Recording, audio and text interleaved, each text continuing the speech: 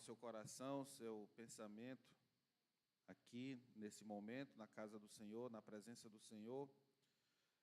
Lembrando esses avisos importantes, né? Sempre importante nós termos o cuidado para não haver distrações, a quebra da reverência ou a atenção durante o momento da adoração. Então, verifique se o seu celular está desligado, se você tem alguma coisa ainda a resolver, que você possa fazê-lo agora, para que durante o tempo do culto nós possamos nos manter o maior tempo possível aqui. Quero desejar as boas-vindas a todos. Hoje é um domingo especial, né, Dia dos Pais. Esperamos que todos possam ter tido um dia agradável em família. Graças a Deus, minha família hoje me tratou muito bem. Não, hoje me tratou muito bem, especialmente, né? Enfim, vamos, nesse momento, orar ao nosso Deus, agradecer ao Senhor por mais uma semana, mais um dia de vida. Eu convido a todos a curvar sua cabeça e vamos orar nesse momento, tá bom? Querido Deus, amado Pai Celeste, graças te damos por nos permitir chegarmos até aqui, nesse lugar que nós separamos para nosso encontro e adoração. Que o Senhor esteja realmente presente aqui em nosso meio, que o Teu nome seja o centro do nosso viver, da nossa adoração, tudo venha convergir para a glória do Senhor.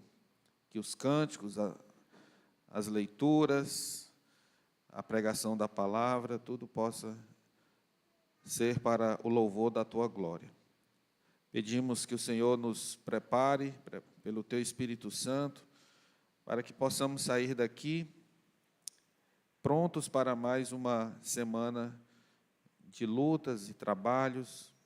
Te agradecemos, ó Deus, por cada uma das muitas provas do Teu amor e do Teu cuidado para conosco.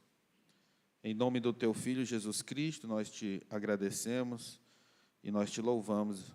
Amém. Então vamos abrir as nossas Bíblias para a nossa leitura inicial. Nosso Deus é um Deus de vitórias. Nosso Deus, Ele nunca perdeu uma só batalha. Todas as vezes que o nosso Deus pelejou, Ele venceu. E por isso nós podemos confiar nele, depositar nele toda a nossa confiança, nossa esperança. E o texto aqui, que nós vamos ler, que se encontra em 2 Crônicas, capítulo 20, fala de uma dessas vitórias do Senhor e do seu povo.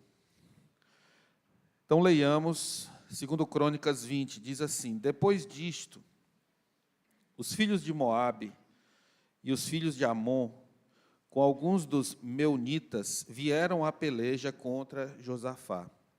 Então, vieram alguns que avisaram a Josafá, dizendo: Grande multidão vem contra ti, da além do mar e da Síria. Eis que já estão em Hazazon Tamar, que é em Engedi. Então Josafá teve medo e se pôs a buscar ao Senhor, e apregoou jejum em todo Judá. Judá se congregou para pedir socorro ao Senhor. Também de todas as cidades de Judá veio gente para buscar ao Senhor.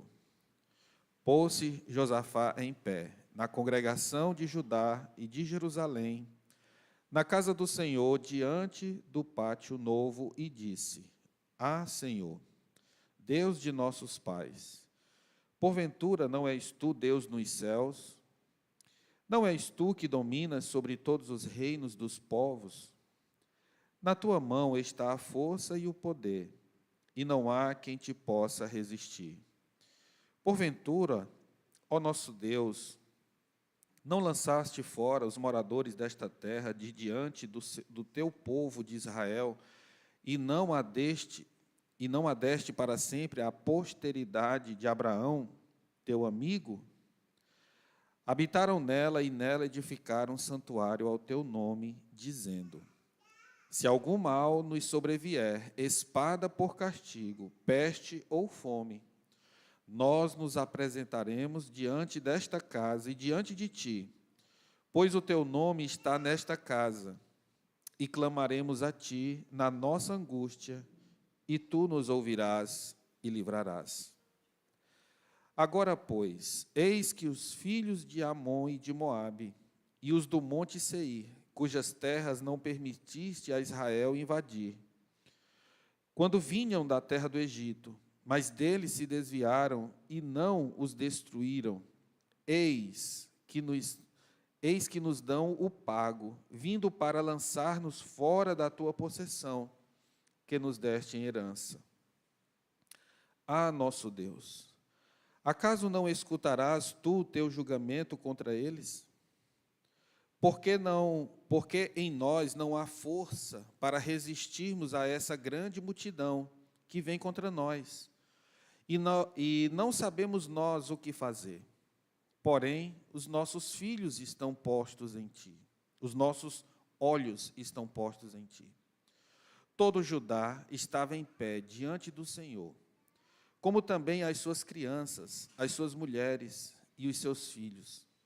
Então veio o Espírito do Senhor no meio da congregação sobre Jaziel, filho de Zacarias, filho de Benaia, filho de Jeiel, filho de Matanias, levita dos filhos de Asaf, e disse: dai ouvidos todo Judá, e vós, moradores de Jerusalém, e tu, ó rei Josafá, ao que vos diz o Senhor: não temais, nem vos assusteis por causa desta grande multidão, pois a peleja não é vossa, mas de Deus. Amanhã descereis contra eles, eis que sobem pela ladeira de Zir, e encontrá-lo-eis no fim do vale, defronte do deserto de Jeruel. Neste encontro não tereis de pelejar. Tomai posição, ficai parados e vede o salvamento que o Senhor vos dará, ó Judá e Jerusalém. Não temais, nem vos assusteis. Amanhã saí-lhes ao encontro, porque o Senhor é convosco. Então Josafá se prostrou com o rosto em terra. E todo Judá e os moradores de Jerusalém também se prostraram perante o Senhor e o adoraram. Dispuseram-se os levitas, dos filhos dos coatitas e dos coreitas, para louvarem o Senhor, Deus de Israel, em voz alta, sobremaneira. Pela manhã cedo se levantaram e saíram ao deserto de Tecoa. Ao saírem eles, pôs-se Josafá em pé e disse: ouvi-me, ó Judá, e vós, moradores de Jerusalém. Crede no Senhor, vosso Deus, e estareis seguros. Crede nos seus profetas e prosperareis. Aconselhou-se com o povo e ordenou cantores para o Senhor, que, vestidos de ornamentos sagrados e marchando à frente do exército, louvassem a Deus, dizendo: rendei graças ao Senhor, porque a sua misericórdia dura para sempre. Tendo eles começado a cantar e a dar louvores, pôs o Senhor emboscada contra os filhos de Amon e de Moabe, e os do monte Seir, que vieram contra Judá e foram desbaratados. Porque os filhos de Amon e de Moabe se levantaram contra os moradores do monte Seir, para os destruir e exterminar. E, tendo eles dado cabo dos moradores de Seir, ajudaram uns aos outros a destruir-se. Tendo Judá chegado ao alto que olha para o deserto, procurou ver a multidão, e eis que eram corpos mortos, que jaziam em terra, sem nenhum sobrevivente. Vieram Josafá e o seu povo para saquear os despojos, e acharam entre os cadáveres riquezas em abundância e objetos preciosos. Tomaram para si mais do que podiam levar, e 3 dias saquearam o despojo, porque era muito. Ao 4º dia, se ajuntaram no vale de Bênção, onde louvaram o Senhor. Por isso, chamaram aquele lugar Vale de Bênção, até ao dia de hoje. Então, voltaram todos os homens de Judá e de Jerusalém, e Josafá, à frente deles, e tornaram para Jerusalém com alegria, porque o Senhor os alegrara com a vitória sobre os seus inimigos. Amém? Meus irmãos, esse é o nosso Deus, o Deus que triunfa nas batalhas. O cântico que nós vamos dar início ao nosso tempo de louvor tem exatamente esse título: A batalha é do Senhor. Então vamos louvar o nosso Deus. É um cântico novo aqui para nossa congregação, para nossa igreja. É um cântico antigo, mas não me recordo de termos cantado aqui, até o presente momento. Mas vamos cantar, medite na letra. Depois de termos lido esse relato bíblico, então você vai cantar agora esse cântico, tendo ainda mais certeza de que o nosso Deus é o Deus de vitórias nas batalhas. Então, vou convidar aqui à frente os músicos, aliás, os nossos auxiliares da música, os músicos já estão aqui, vamos louvar o Senhor. Vamos ficar de pé para a gente cantar esse primeiro cântico ao Senhor.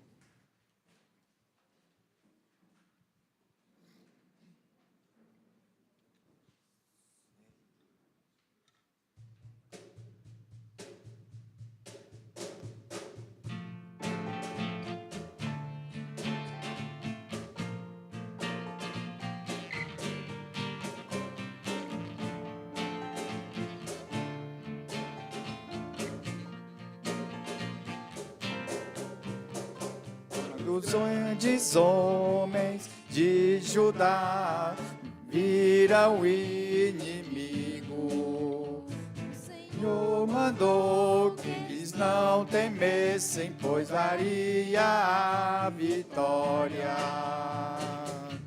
Lhes chamou a cantar uma nova canção.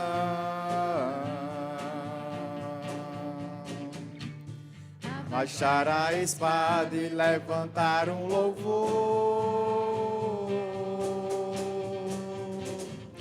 Cantar ao Senhor com alegre som, igual a voz para o seu louvor. Canto vencedor na tribulação, que somente a batalha é do Senhor.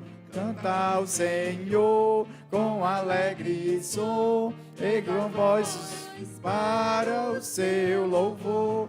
Canto vencedor na tribulação, crê somente a batalha é do Senhor.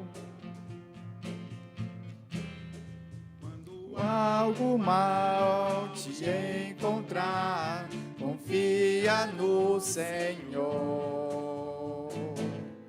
Em Deus que não te deixará, Ele sempre perto está. Você pode erguer uma nova canção,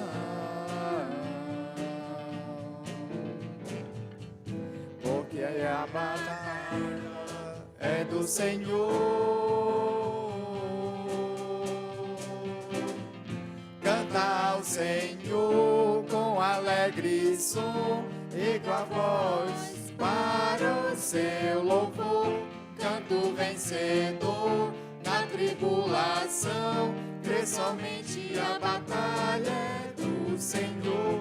Canta ao Senhor com alegre som, igual a voz para o seu louvor. Canto vencedor na tribulação, crê somente a batalha é do Senhor.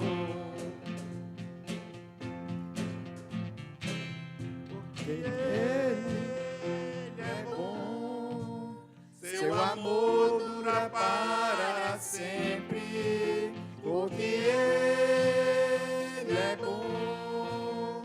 Seu amor dura para sempre, sempre e sempre.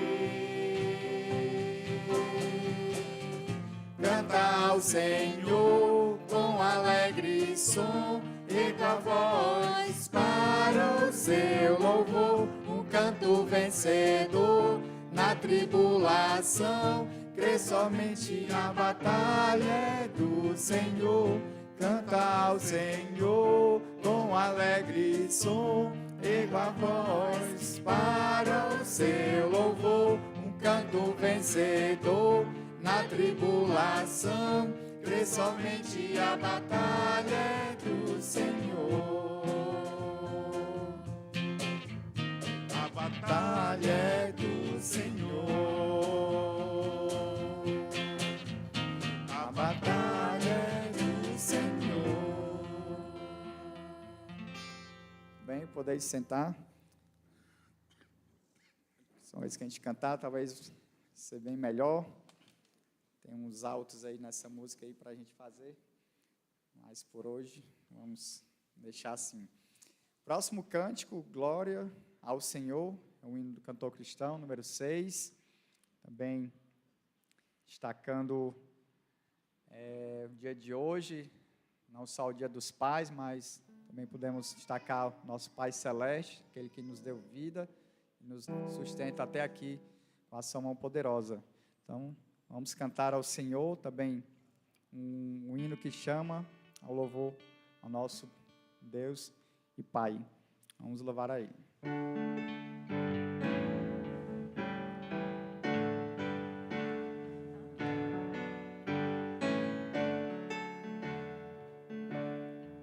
A nosso Pai do céu tributa lábio meu, glória e louvor, a quem seu Filho deu, ao qual por nós morreu, a quem me prostro eu, glória ao Senhor. Louvemos ao Senhor, o Santo Redentor, o Rei Jesus. Sua morte me remiu, a mim tão pecador, e assim o céu me abriu, glória a Jesus. Só um minutinho, pessoal. Quem conhece esse hino? Então dá pra gente cantar melhor, né? Os instrumentos aí também. Dá pra gente dar mais volume, tá muito baixo os instrumentos. Temos a nova tecnologia hoje ali. A Jéssica vai dar uma melhorada. Então, vamos colocar em pé, então. Vamos cantar a terceira estrofe e a quarta estrofe com mais entusiasmo, mais fervor, tá certo? Um hino bem bonito, a sua letra. Então, vamos cantar também meditando nele, tá certo? Quem puder ficar em pé, então vamos lá.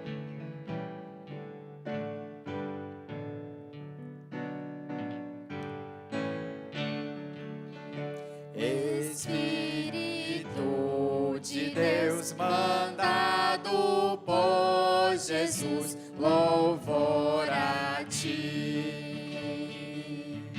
De Cristo grande amor, revela, instruidor, ser meu renovador, louvor a ti.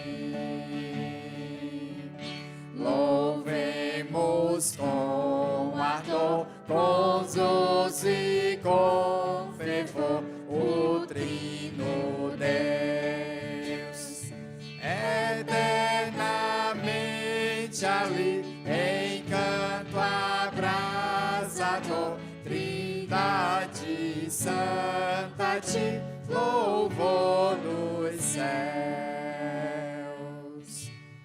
Amém. Podeis sentar, então.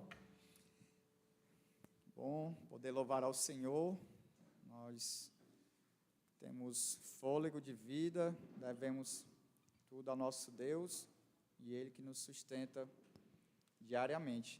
Nós vamos fazer mais uma leitura, agora nossa leitura sequencial no livro de Hebreus, agora capítulo 8, essa leitura que nós fazemos todos os domingos, já estamos chegando perto do fim desse livro maravilhoso que destaca grandes feitos dos servos do Senhor do passado e também nos ensina através da sua palavra. Capítulo 8 tem por título A Antiga Aliança era o símbolo transitório da nova, superior e eterna, na qual Cristo é o mediador. Vamos fazer a leitura dinâmica, os versos ímpares, os irmãos, os homens vão acompanhar em voz alta comigo, e os versos pares, a irmã Lília vai ler com as irmãs, tá bom? Então, vamos fazer dessa forma até o fim do capítulo, são apenas 13 versos. Assim diz a palavra do Senhor, os homens comigo. Ora, o essencial das coisas que temos dito é que possuímos tal sumo sacerdote que se assentou à destra do trono da majestade nos céus. Como ministro do santuário e do verdadeiro tabernáculo que o Senhor erigiu, não o homem. Pois todo sumo sacerdote é constituído para oferecer tanto dons como sacrifícios. Por isso era necessário que também esse sumo sacerdote tivesse o que oferecer. Ora, se ele estivesse na terra, nem mesmo sacerdote seria, visto existirem aqueles que oferecem dons segundo a lei, os quais ministram em figura e sombra das coisas celestes, assim como foi Moisés divinamente instruído quando estava para construir o tabernáculo, pois diz ele: vê que faças todas as coisas de acordo com o modelo que te foi mostrado no monte. Agora, com efeito, obteve Jesus ministério tanto mais excelente, quanto é ele também mediador de superior aliança, instituída com base em superiores promessas. Porque se aquela primeira aliança tivesse sido sem defeito, de maneira alguma estaria sendo buscado lugar para uma segunda. E de fato, repreendendo-os, diz: eis aí, vem dias, diz o Senhor, e firmarei nova aliança com a casa de Israel e com a casa de Judá.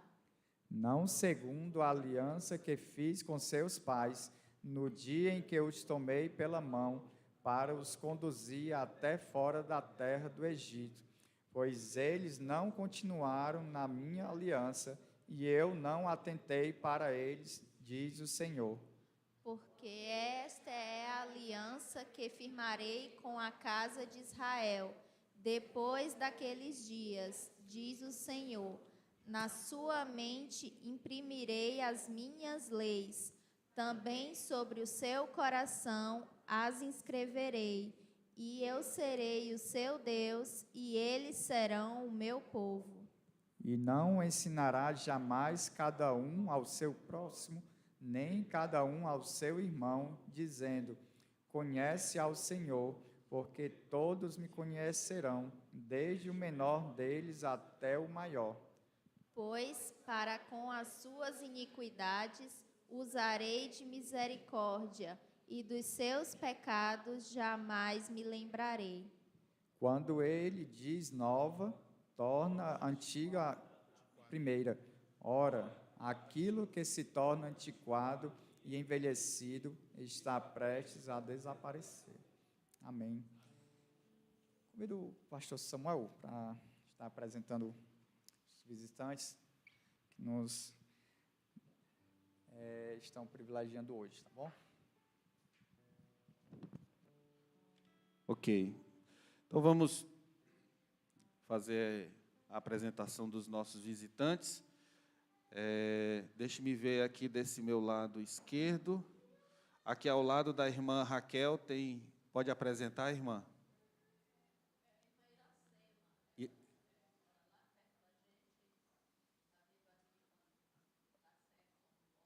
Ok. Muito bem. Então, irmã Iracema, seja bem-vinda. Deus abençoe, viu, sua vida. Muito bem. Aqui no centro, temos ali atrás, pastor Edgar, pode apresentar só mais essa vez os irmãos que vieram, por favor.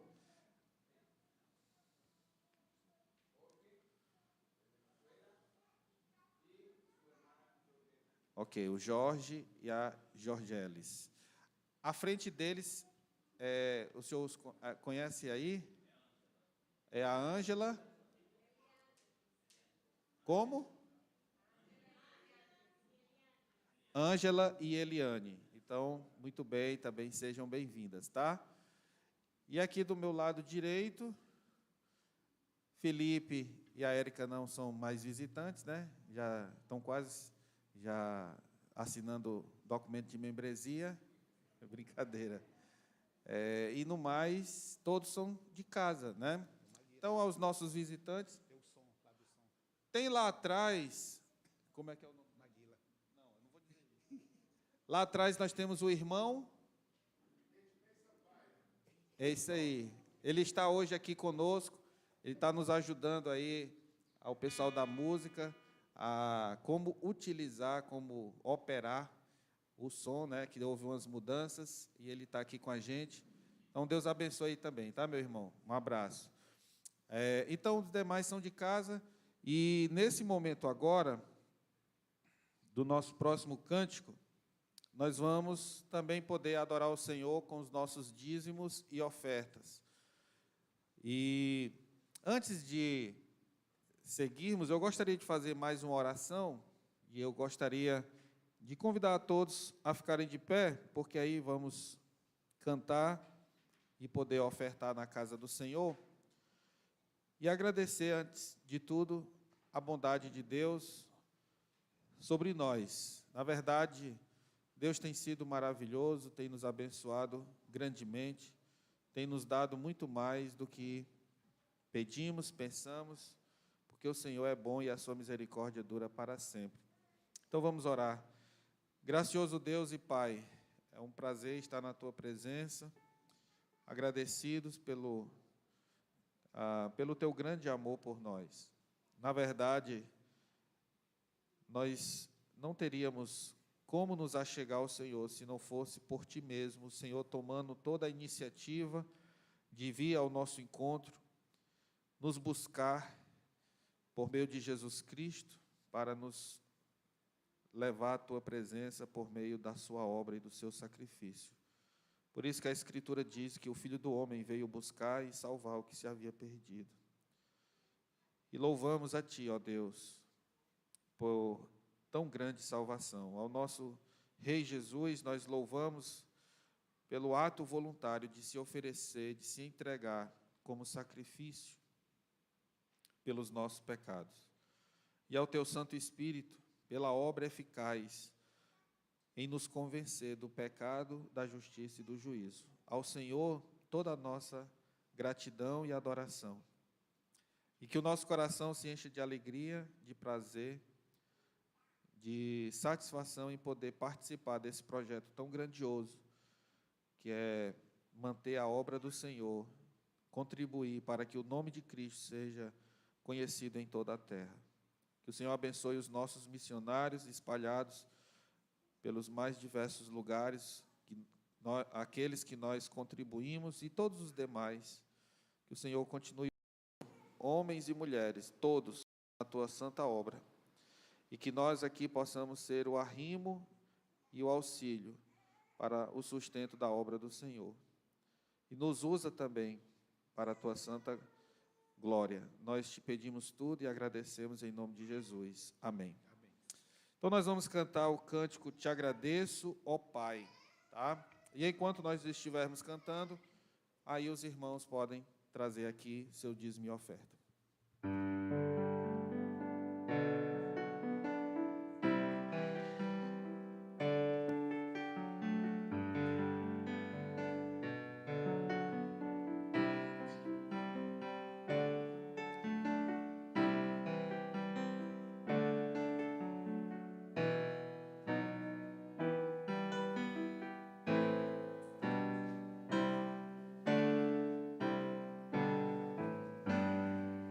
Te agradeço, ó Pai, pelo amor derramado, pela tua provisão.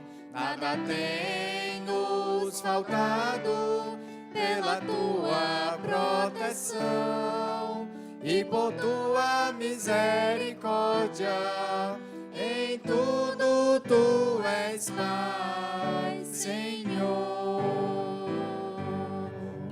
Te agradeço, ó Pai, pelo amor derramado, pela sua provisão. Nada tem nos faltado, pela tua proteção e por tua misericórdia.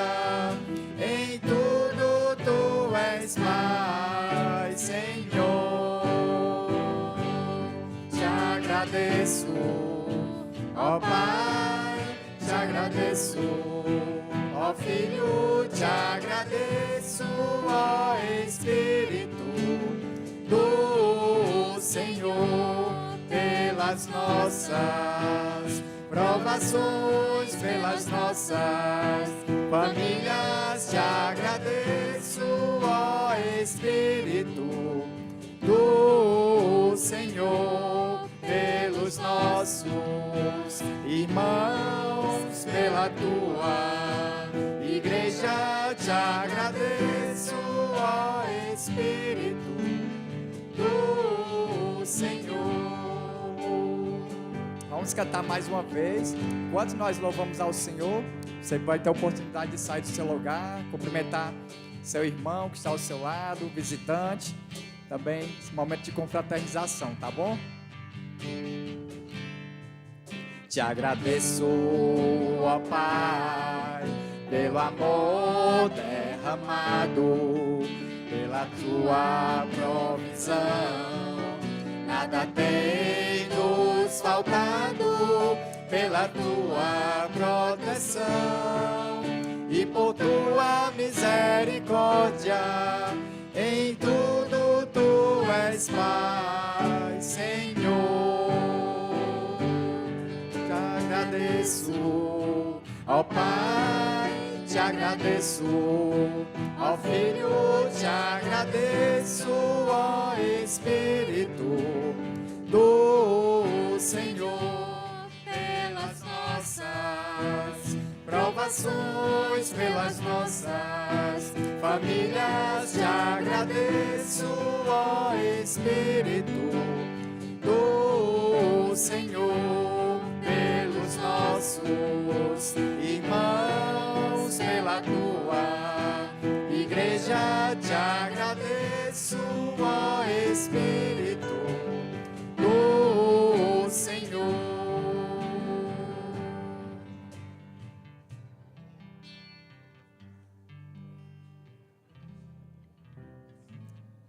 Amém. Podeis sentar. Vamos voltando para os nossos locais.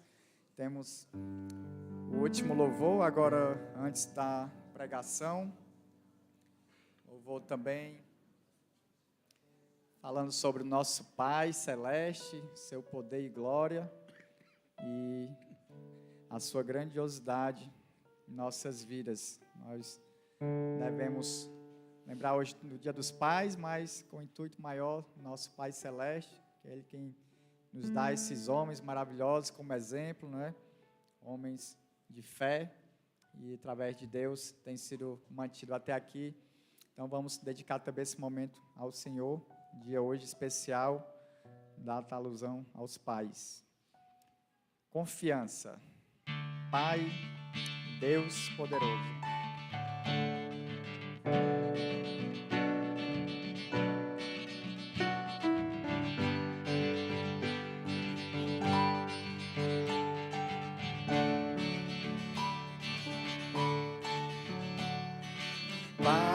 Pai, Deus poderoso, tem compaixão de mim.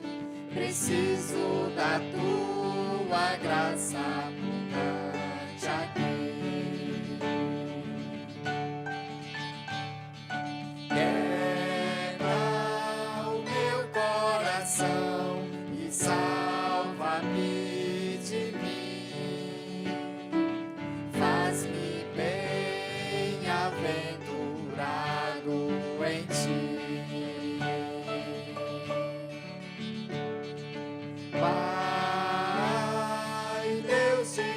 justiça, misericórdia, amor.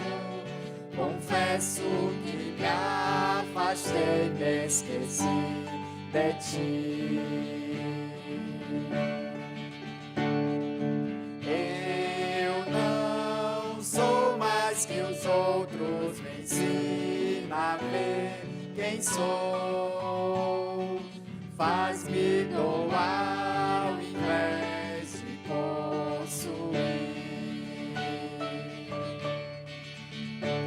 Esvazia o meu ego, enche-me de ti.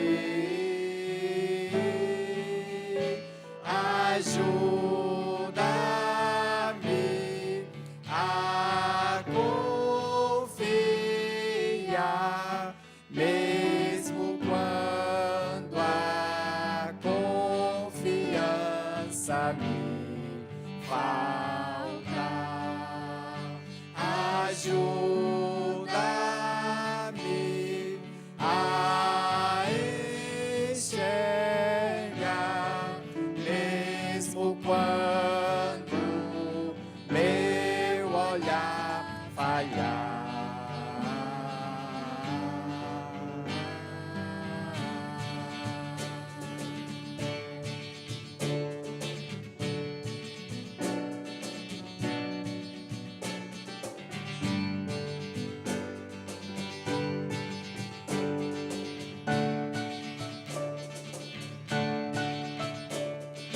Pai, Deus poderoso, tem compaixão de mim. Preciso da tua graça abundante aqui. Quebra o meu coração e salva-me de mim. Faz-me bem-aventurado em ti. Pai, Deus de justiça, misericórdia, amor. Confesso que me afastei, me esqueci de ti. Eu não sou mais que os outros, me ensina a ver quem sou. Faz-me doar ao invés de possuir. Esvazia o meu ego, enche-me de ti. Ajuda-me a confiar, mesmo quando a confiança me falta. Ajuda-me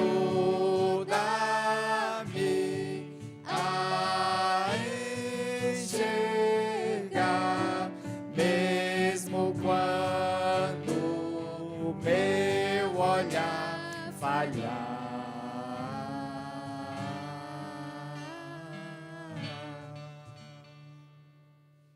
Amém.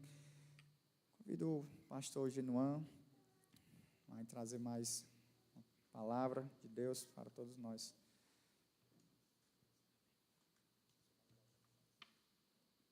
Acho que não.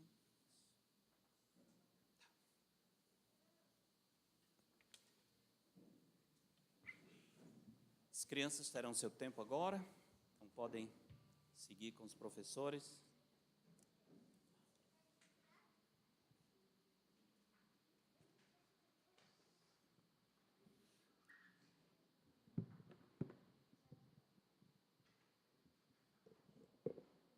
Obrigado, irmão.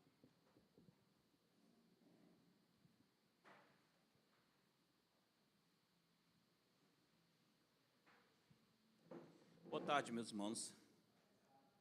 Boa tarde. Ai, tá certo. Pode dormir no decorrer da pregação, mas começar dormindo já não é bom.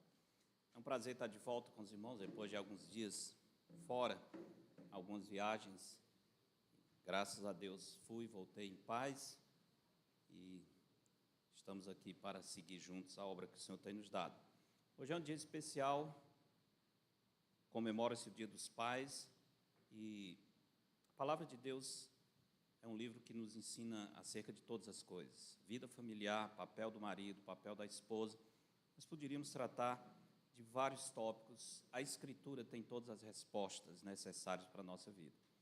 Nós vamos aproveitar, então, essa oportunidade e falar sobre o seguinte tema: o homem nos planos de Deus. Não vou falar somente para os homens, primeiramente falando para os homens, mas falando para todos aqui, porque aqui temos esposas, temos filhas, temos pessoas que pertencem à família que Deus constituiu com a presença de homens.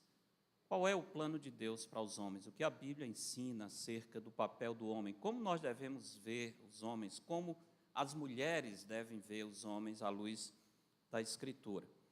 Vamos pensar um pouco sobre esse tema.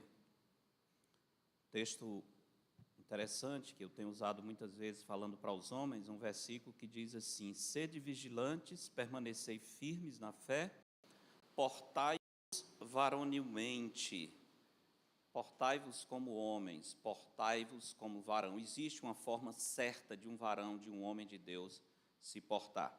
E hoje nós vamos pensar um pouco sobre isso. O texto que nós vamos ler, Gênesis, capítulo 1, vamos ler alguns versos no capítulo 1 de Gênesis, depois alguns no capítulo 2.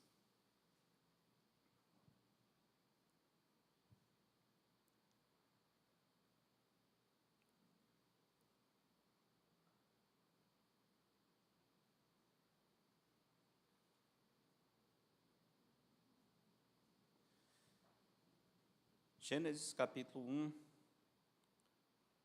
verso 26 diz assim: também disse Deus, façamos o homem à nossa imagem, conforme a nossa semelhança. Tenha ele domínio sobre os peixes do mar, sobre as aves do céu, sobre os animais domésticos, sobre toda a terra e sobre todos os répteis que rastejam pela terra. Criou Deus, pois, o homem à sua imagem. A imagem de Deus o criou. Homem e mulher os criou. E Deus os abençoou e lhes disse: sede fecundos, multiplicai-vos, enchei a terra e sujeitai-a. Dominai sobre os peixes do mar, sobre as aves dos céus e sobre todo animal que rasteja pela terra. E disse Deus ainda: eis que vos tenho dado todas as ervas que dão semente e se acham na superfície de toda a terra, e todas as árvores em que há frutos que dê sementes. Isso vos será para mantimento.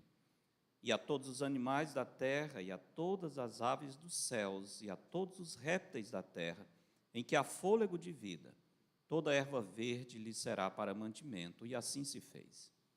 Viu Deus tudo quanto fizera, e eis que era muito bom. Houve tarde e manhã, o sexto dia. Vamos continuar. Eu ia pular alguns versos aqui, mas creio que fazemos bem lendo todo o capítulo 2. Verso 1 diz: assim, pois, foram acabados os céus e a terra, e todo o seu exército. E havendo Deus terminado no dia 7º a sua obra que fizera, descansou nesse dia de toda a obra que tinha feito. E abençoou Deus o dia 7º e o santificou, porque nele descansou de toda a obra que, como Criador, fizera. Esta é a gênese dos céus e da terra, quando foram criados, quando o Senhor Deus os criou. Não havia ainda nenhuma planta do campo na terra, pois ainda nenhuma erva do campo havia brotado, porque o Senhor Deus não fizera chover sobre a terra. E também não havia homem para lavrar o solo, mas uma neblina subia da terra e regava toda a superfície do solo. Então formou o Senhor Deus ao homem do pó da terra, e lhe soprou nas narinas o fôlego de vida, e o homem passou a ser alma vivente. E plantou o Senhor Deus um jardim no Éden, na direção do Oriente, e pôs nele o homem que havia formado. Do solo fez o Senhor Deus brotar toda sorte de árvores agradáveis à vista e boas para alimento.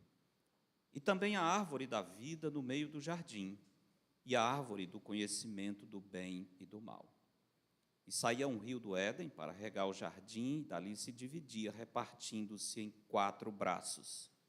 O primeiro chama-se Pison, é o que rodeia a terra de Avilá, onde há ouro. O ouro dessa terra é bom.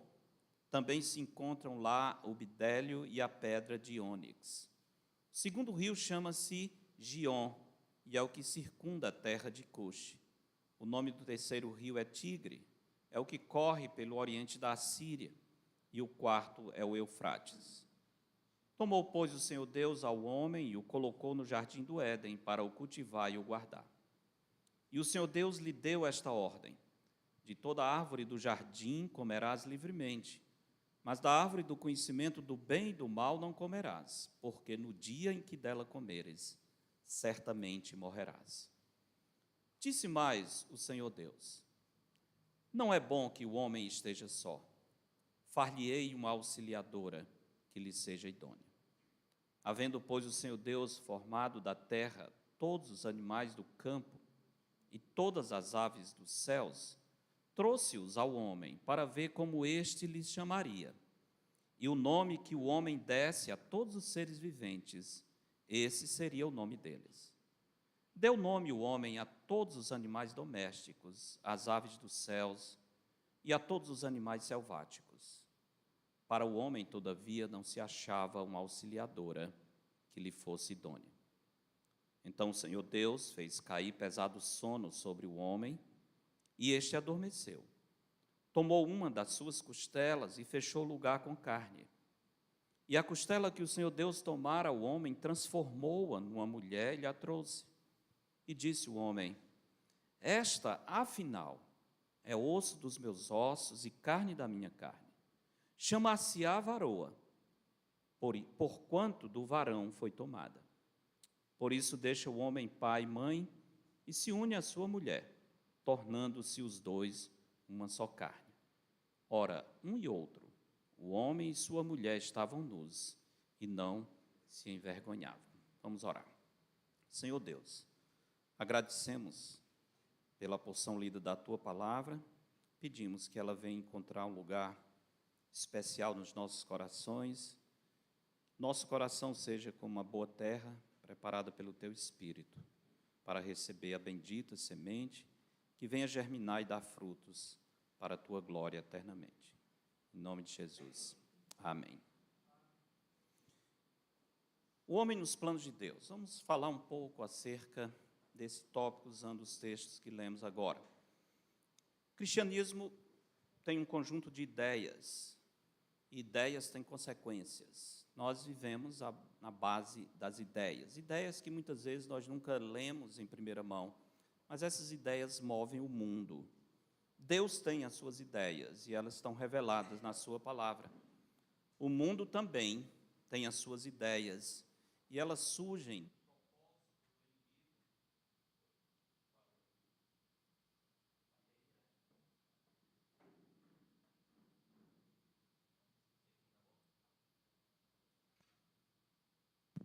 Oi. Agora. Obrigado. As ideias do mundo surgem da deturpação, da revelação divina, o desejo da antiga serpente de frustrar os planos de Deus. Em cada época, nós podemos ver os malignos intentos da antiga serpente atacando os fundamentos da fé cristã.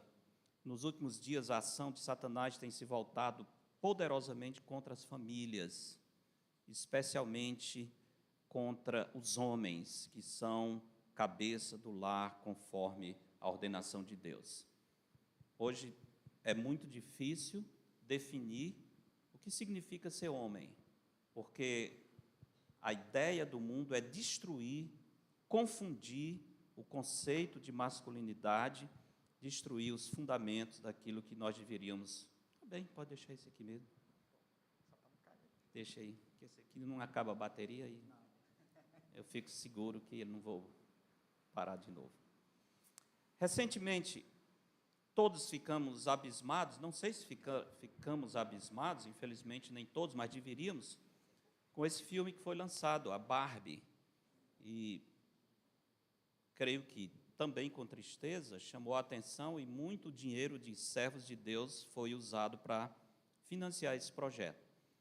Mas se vocês leram, se assistiram ou leram alguma coisa, sabem que a mensagem do filme é muito clara. Não é a Barbie boneca da antiguidade que se via para distrair as meninas. Essa é uma Barbie madura, depois dos tempos, é uma mulher independente. O projeto, a mensagem do filme é muito clara. Os homens são limitados, são incapazes, são indignos, são tolos, são insensíveis, são grosseiros. Se a sociedade vai se desenvolver, depende das mulheres. São as mulheres que vão levar a civilização adiante. Esse é o ensino da antiga serpente, desde o começo. Esse é o ensino que a mídia está trazendo. Esse é o ensino que as mulheres e os homens, até cristãos, estão engolindo. Mas isso é absolutamente contrário àquilo que a palavra de Deus apresenta. Incrível que pareça, é preciso hoje ter ministérios ensinando homens a ser homens. Homens têm que aprender a ser homens porque eles perderam a referência bíblica do que significa ser homem. Estamos vendo os alicerces da fé cristã e da família sendo destruídos, muito fortemente. O salmista diz: destruídos os fundamentos, o que poderá fazer o justo? Se destrói os fundamentos e destrói a família, toda a sociedade entra em colapso, e nós já estamos vendo isso muito claramente. Cada vez mais, irmãos, precisamos retornar às Escrituras, para não sermos engolidos com essa avalanche de maldade que nos cerca. Não só está longe de nós, está perto de nós, porque essas coisas chegam na nossa casa, no celular, e estão conquistando o coração de todo mundo. Resumindo a meditação, a pregação hoje, eu diria que posso resumir nas seguintes frases. Está um pouco longo, mas resume bem. Embora o homem e a mulher sejam espiritualmente iguais, Deus deu ao homem a tarefa de ser o cabeça, para conduzir o relacionamento em direção ao que agrada a Deus. Embora o homem e a mulher sejam espiritualmente iguais diante de Deus, não há nenhuma indignidade, nenhuma deficiência, não há nada que possa denegrir a imagem da mulher, que a torne um ser inferior, como muitos pensam. Absolutamente nada. Espiritualmente, aquilo que dá dignidade à mulher é o que dá dignidade ao homem. Aos olhos do Senhor, espiritualmente são absolutamente iguais. Mas, embora sejam iguais espiritualmente, Deus deu ao homem a tarefa de ser o cabeça, para conduzir esse relacionamento, homem e mulher, em uma direção que agrade ao Senhor. Vamos voltar para Gênesis 1 e 2. Esse texto é essencial. Gênesis 1 e 2 é um texto para onde nós devemos sempre voltar, porque aqui está a base para a compreensão da revelação e de toda a nossa existência. Não é à toa que esses primeiros capítulos de Gênesis estão sempre sendo atacados. Não é à toa que Gênesis 1, 2 e 3 é a parte da Escritura que os adoradores da ciência, que os inimigos da fé tentam destruir, dizendo que é uma ficção, dizendo que é simplesmente uma parábola, que nós não podemos ler porque a ciência já provou que o homem não surgiu assim.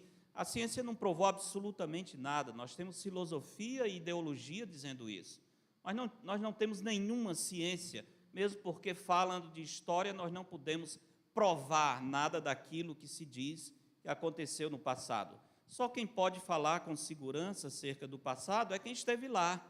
Deus estava lá. Então, nós podemos ler o relato do Criador.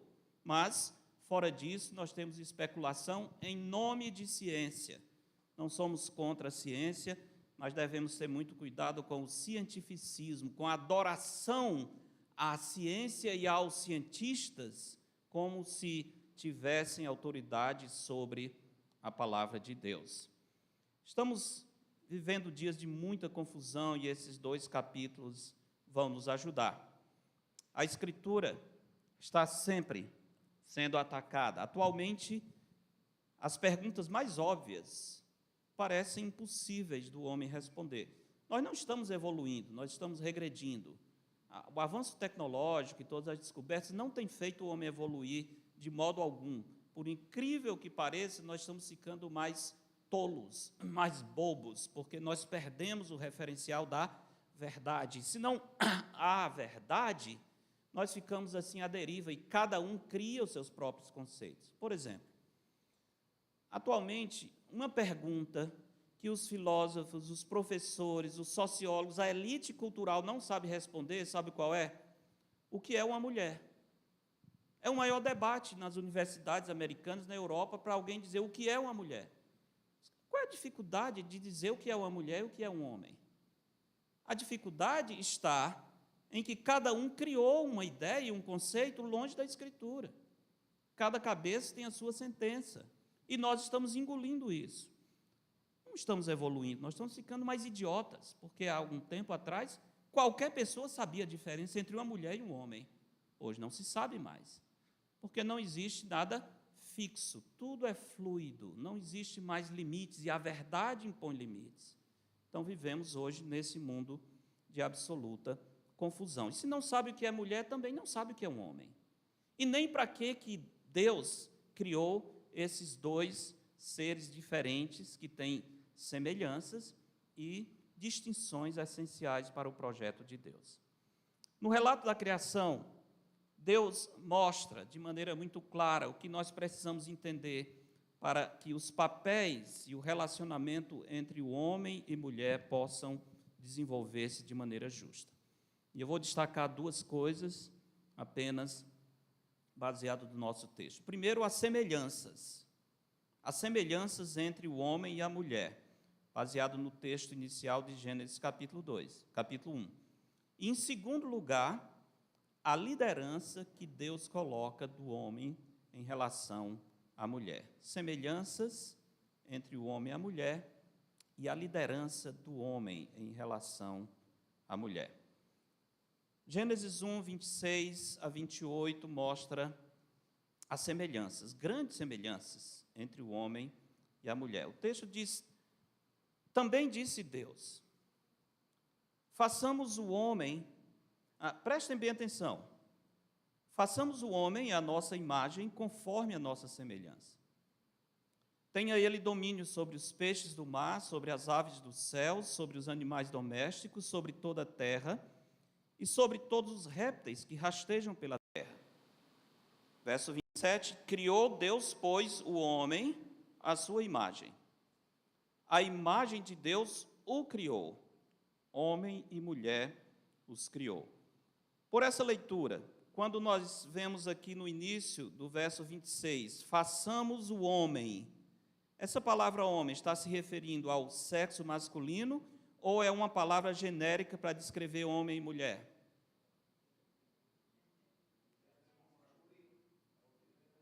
Gênero ou sexo? Como é que sabemos disso? Por que podemos dizer com segurança que está englobando o gênero humano?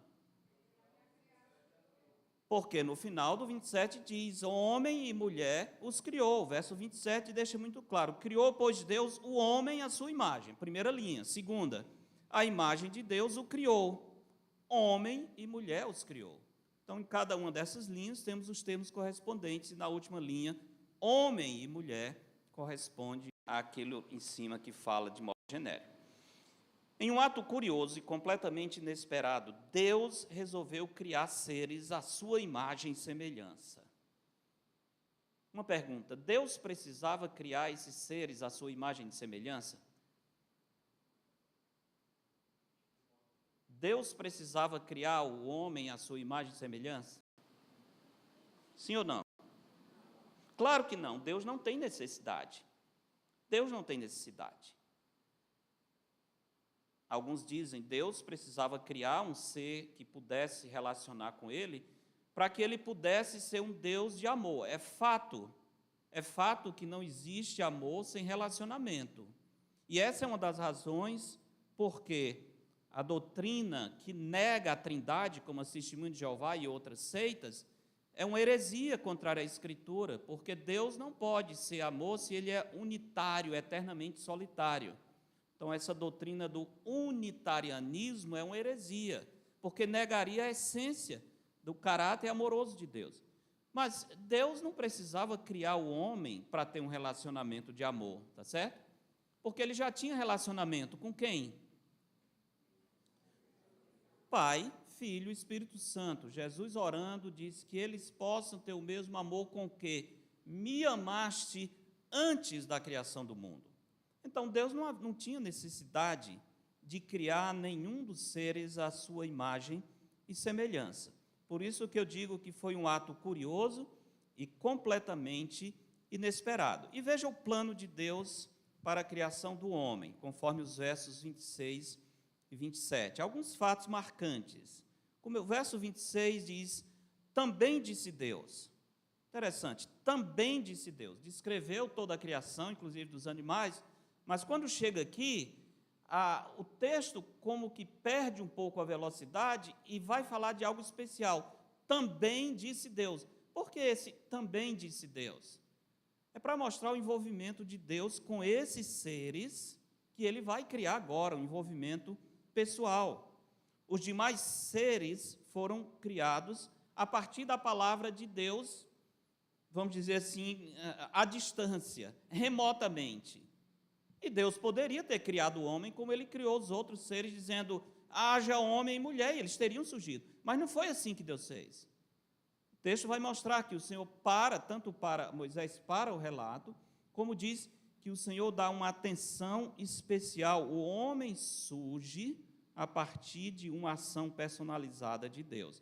Vemos aqui, portanto, o envolvimento. Deus tem envolvimento com o homem diferente do seu envolvimento com os demais seres. O texto continua dizendo, façamos o homem à nossa imagem, conforme a nossa semelhança. Nenhum outro ser foi criado dessa maneira. Então, além do envolvimento pessoal, nós temos a singularidade. Tem algo de especial no homem, que o diferencia de todos os outros seres, homem e mulher, que é a imagem de Deus. De acordo com o relato bíblico, nós não somos descendentes evoluídos dos animais, de seres inferiores. Nós somos criaturas à imagem e semelhança de Deus, e há um abismo enorme que diferencia o homem e a mulher dos outros seres, que nos dá a dignidade que os animais e as plantas não têm. Hoje a confusão está instalada e muitas vezes os animais e as plantas são muito mais considerados do que o próprio homem. Mas essa é a condição normal. Se nós somos simplesmente resultado da evolução, que direito nós temos de ser mais dignos do que eles? Infelizmente, essa dita ciência tem causado todo tipo de confusão na nossa sociedade. Depois o texto diz, tenha ele domínio sobre os peixes do mar, sobre as aves do céu, sobre os animais domésticos e sobre toda a terra e sobre todos os répteis que rastejam pela terra. Essa ordem está sendo dada só para Adão ou para Adão e Eva? Para Adão e Eva. Então, nota aqui o envolvimento, a singularidade, a dignidade, a imagem de Deus e a autoridade não foi dada só para Adão. Adão e Eva receberam essa mesma ordem. O homem genérico é o representante de Deus, a coroa da criação. O homem está entre Deus e o resto da criação. Ele é o administrador do Criador. Ele tem uma posição de autoridade sobre todos os outros seres. Verso 27, ao descrever o ato criativo de Deus, Moisés muda o estilo da sua redação. Ele deixa de escrever em prosa, e aqui nós temos a primeira poesia da Escritura. Verso 27, são 3 linhas. Criou Deus, pois, o homem à sua imagem. Essa é a primeira linha. A imagem de Deus o criou. Homem e mulher os criou. No verso 26, nós vemos Deus falando sobre o projeto da criação. façamos o homem assim, tal, tal. No verso 27, o Senhor executa. O texto diz, ele realiza aquilo que propôs. Ele cria o homem à sua imagem, conforme Moisés registra aqui. 3 observações interessantes nessa poesia no verso 27. Primeiro, criou, pois, Deus o homem. Nós viemos de Deus. Nós surgimos a partir de um ato criativo do Senhor. Outra observação muito clara, nós carregamos a imagem de Deus. Carregamos a imagem de Deus. Depois do dilúvio, claramente se estabelece a pena capital, ou Deus fala sobre isso. Ele diz, se alguém derramar o sangue do homem, o seu sangue também deve ser derramado, porque o homem foi feito à imagem de Deus. O que faz com que o homicídio seja algo tão terrível, e nas Escrituras, tratado como um crime que deve ser punido também com a pena capital, é que quando alguém assassina uma pessoa, ele não está matando só um homem, ele está atacando a imagem de Deus naquele homem. É uma forma de tentar matar o Criador. Claro que ninguém mata o Criador, mas é um ataque direto à imagem de Deus, e é isso que dá dignidade ao homem. Por isso que o homicídio, o Senhor disse, se alguém derramar o sangue do homem, pelo seu sangue derramado, o dele também deverá ser derramado. Ou seja, a vida que foi tirada tem que ser punido, com aquele que cometeu o homicídio, deverá pagar com a própria vida, porque ele atacou a imagem de Deus. Então aí nós temos o plano de Deus. No verso 28 nós temos o propósito de Deus na criação do homem. E Deus os abençoou e lhes disse, sede fecundos, multiplicai-vos, enchei a terra e sujeitai-a. Dominai sobre os peixes do mar, sobre as aves dos céus e sobre todo animal que rasteja pela terra. O versículo começa dizendo, e Deus os abençoou e lhes disse.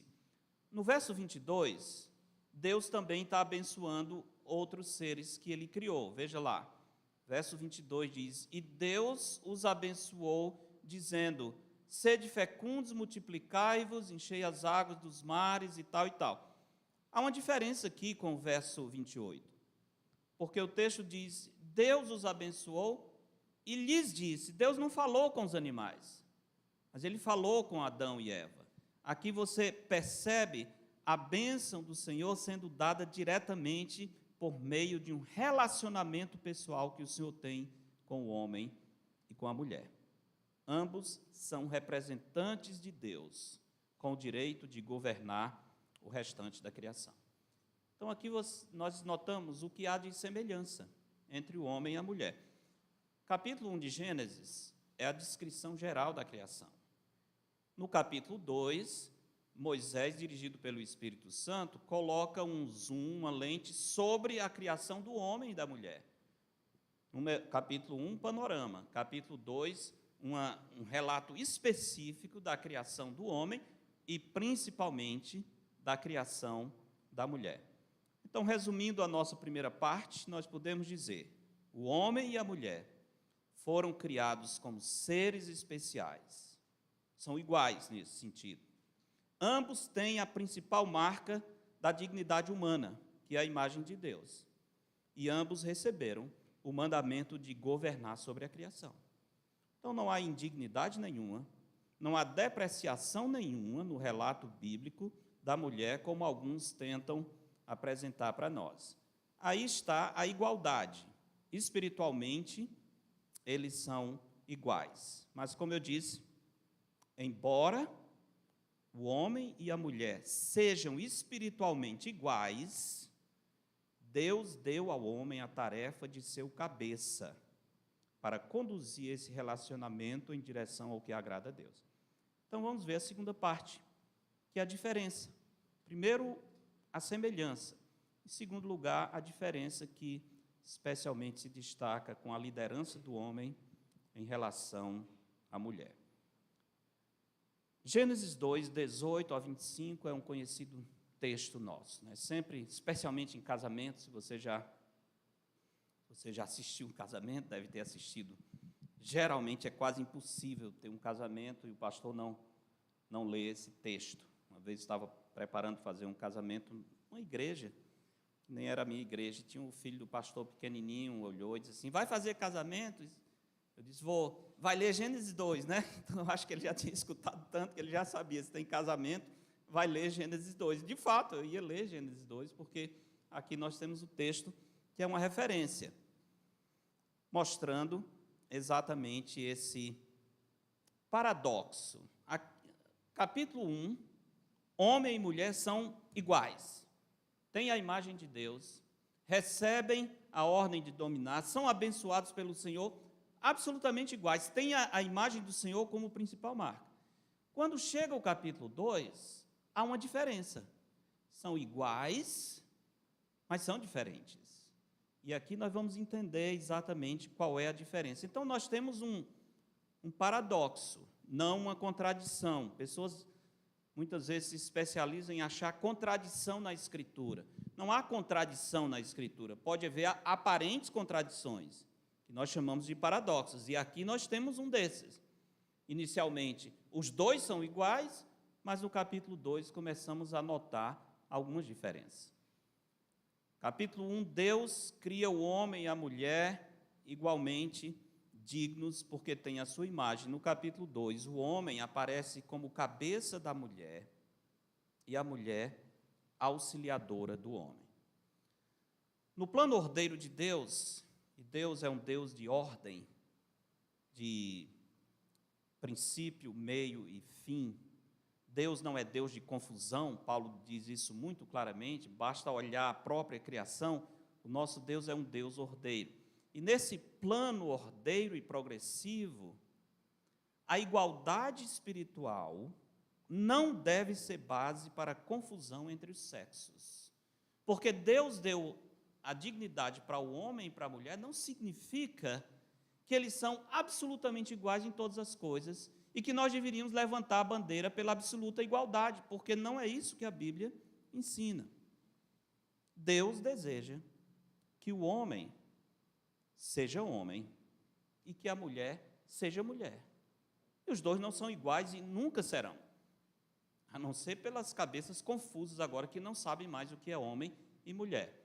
Talvez já ouviram falar sobre Richard Dawkins. Richard Dawkins é o ateu mais combativo e mais conhecido vivo atual. Ele fez parte do trio dos famosos ateus que estavam na mídia. Então, um deles já morreu, Christopher Hitchens, mas o Dawkins é o que escreveu Deus, um delírio. Ele é um homem que tem aversão a Deus, é um biólogo lá da Grã-Bretanha, extremamente famoso no mundo todo, porque ele tem encabeçado esse movimento de ateísmo moderno. Ele está com um problema agora. Ele está enfrentando um problema agora. E cancelaram um prêmio. Ele havia recebido um prêmio uns anos atrás e a academia que deu o prêmio tomou o prêmio agora. Você não imagina por quê. Perguntaram para ele o que era uma mulher. E ele disse, a mulher a gente define pelos cromossomos. Ele é biólogo, né? Ele é biólogo. A mulher vai ter cromossomos XX, o homem tem XY. Se tiver XX, é mulher. Aí ele perdeu o prêmio, porque ele disse, não, isso não pode ser, você está dando um conceito muito machista. Você está esquecendo que existe aí um espaço onde a pessoa é XX, mas ele não se sente mulher, ele se sente homem. E tem outro que é XY, mas ele não é... Ele tem cromossomos masculinos, mas ele se sente mulher. Aliás, um dia ele se sente mulher, outro dia ele se sente homem, outro dia ele se sente uma árvore. Então, tem que levar em conta os sentimentos das pessoas. O que é que o coração está dizendo? Como é que ele se encaixa? Meus irmãos, isso é uma ideia absurda, diabólica, infernal. A verdade não é assim. A verdade não depende do que eu sinto. Imagina se nós vamos definir a verdade pelo sentimento de cada pessoa. A verdade é o que Deus revelou. E aquilo que a boa ciência, seguindo os princípios bíblicos, traz ao nosso conhecimento. E acabou. O homem que é o ateu mais combativo agora está sendo criticado porque ele disse que a mulher e o homem se diferenciam pelos cromossomos, e não é mais. E o que é, então? Entende a confusão? É uma coisa absolutamente louca. Nós estamos vivendo em um mundo completamente louco. Deus cria o homem e a mulher à sua imagem, mas Ele ensina que o homem é o cabeça e que a mulher é a auxiliadora. Eu sei que isso é terrível para os ouvidos da nossa sociedade, é terrível. E imagina, Efésios capítulo 5, onde Paulo diz: mulheres, sede submissas aos vossos maridos. Submissa? Que absurdo, isso é coisa medieval. Onde é que já se viu submissão?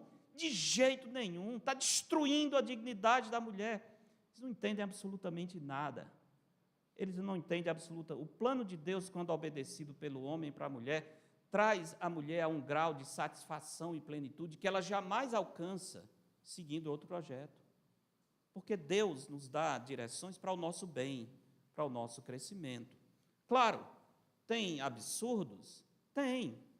Tem homens tiranos que se aproveitam disso para querer explorar? Tem. Mas nós não vamos definir as coisas a partir do erro de alguns. Nós definimos a verdade a partir da Escritura. O conceito não está errado, a aplicação que alguns fazem está errada. Mas isso não invalida o que o Senhor revela.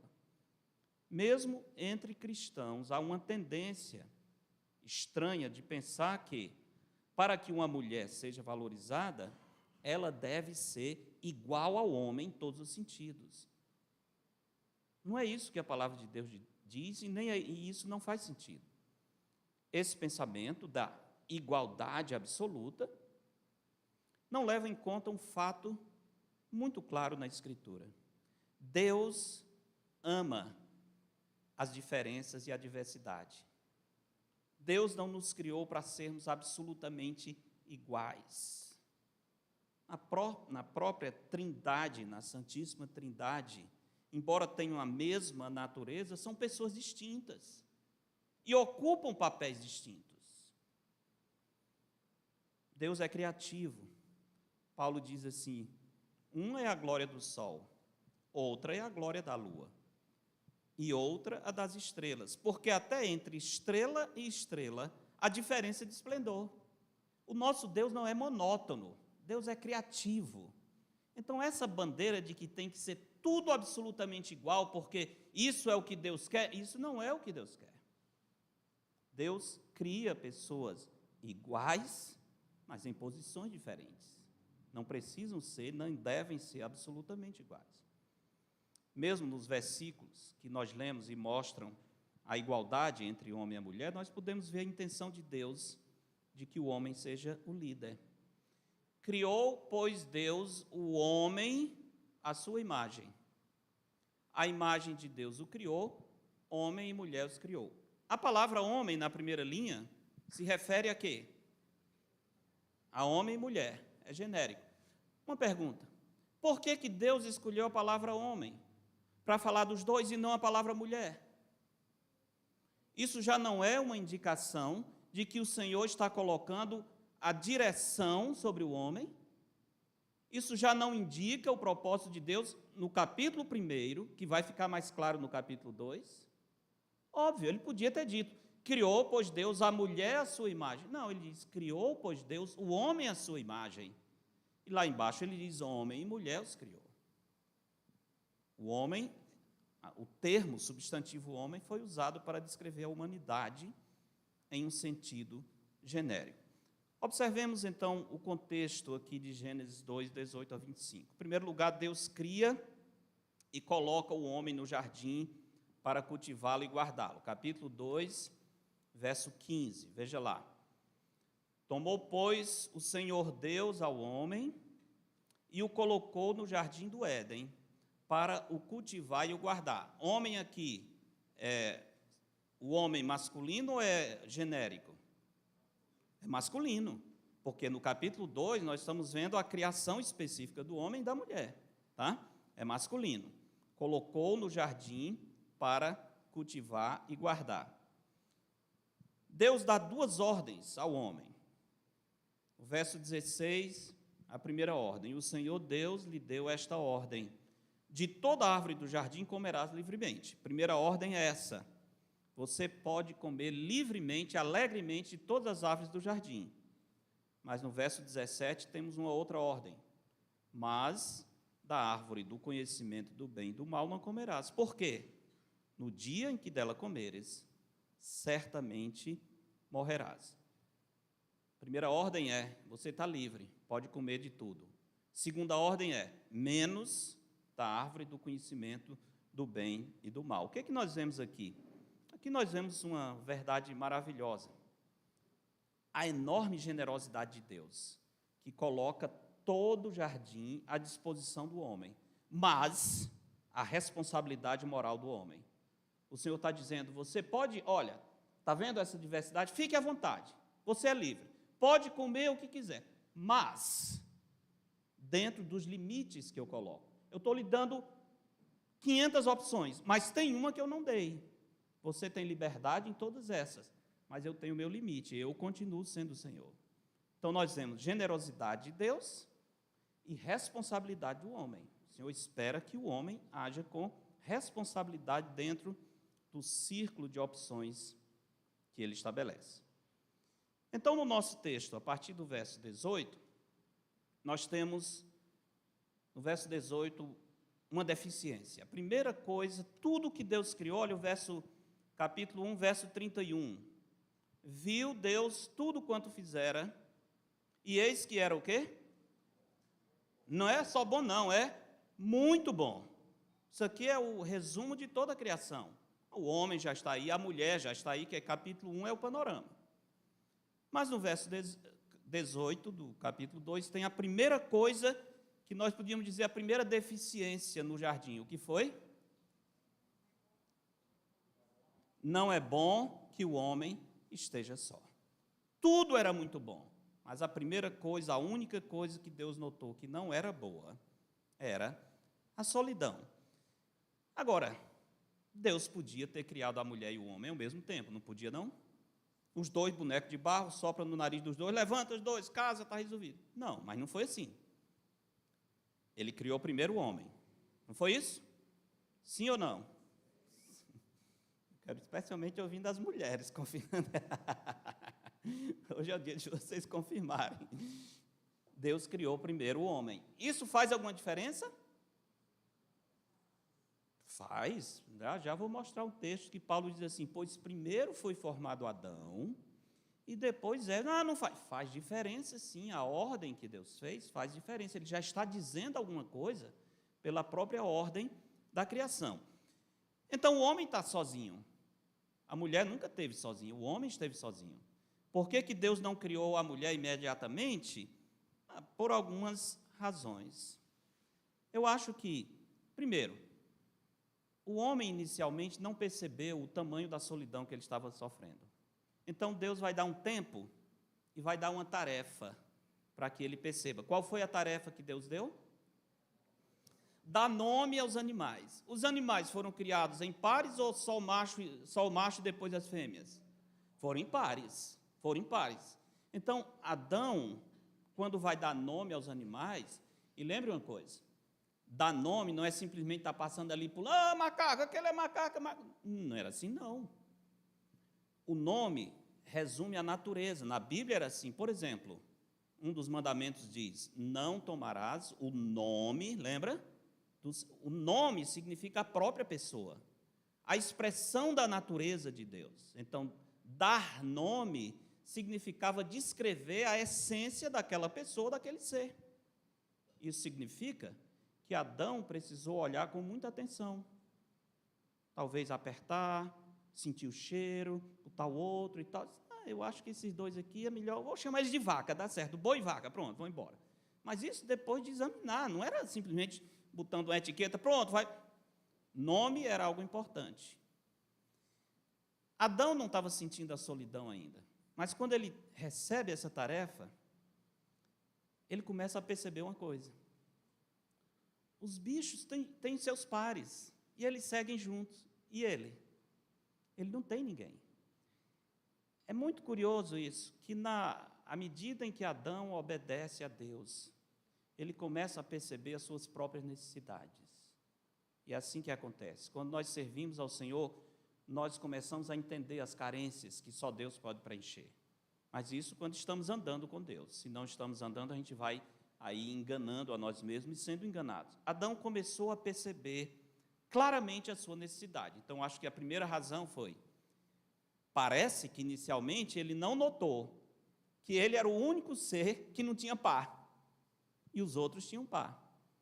Segundo, a outra coisa interessante é que Deus adia a chegada da mulher para que Adão pudesse valorizar aquela companheira, para que Adão pudesse perceber o quanto era importante essa criatura que Deus estava trazendo, porque ela é única, e ele não tinha condições, por exemplo, de se relacionar com os animais.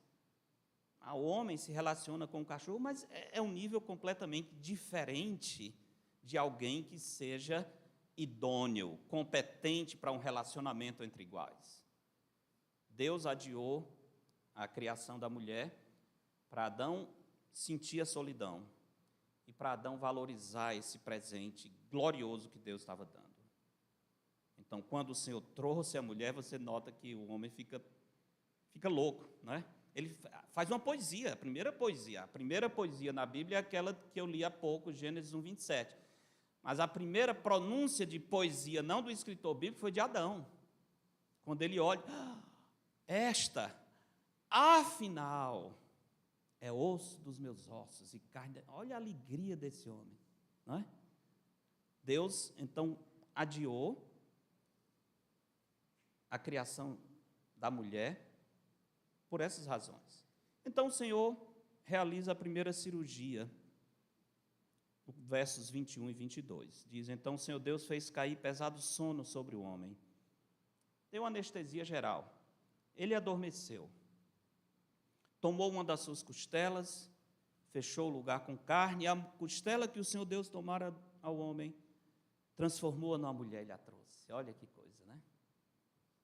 Adão é o único homem na história que foi dormir solteiro e acordou casado. Ele acordou, estava casado. Mas morto de feliz, né? Muito feliz. Deus traz a mulher para o homem, e tem um detalhe, quem é que dá nome à mulher? É Adão. Chamar-se-á varoa, foi Adão.